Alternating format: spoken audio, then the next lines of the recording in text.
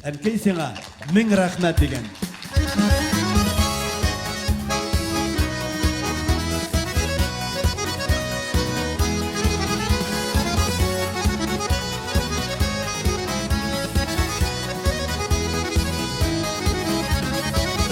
Ürettik bezini yaşarga, turmuş kaderini bilip, kilgen ağırlıklarını da ütkere bildin külüp.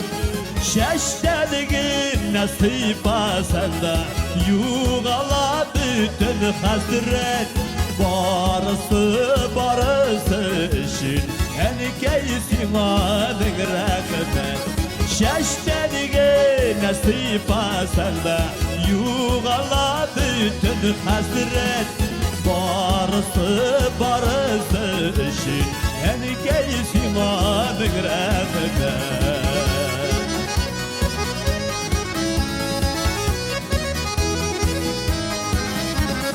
Yaşadın gel bezinin işin, uylarını da gel bağla. Senin kebek merhametli olsa iyiydi her ana. Şeştenige nasip asanda, yuğala bütün hasret.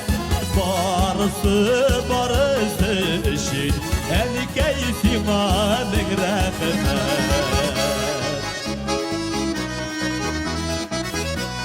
Әнкәйләр кызны искә төшереп утырыгыз. Бәлки кайткач шалтыратырсыз, күчтәгә җибәрсәгез дә артык булмас. Her vakitte yanaşada yaşasan idi şulay.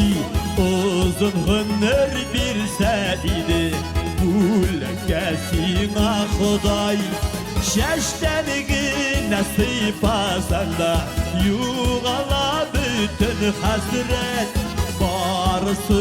Barısı işin, enkeysin adın rağmen.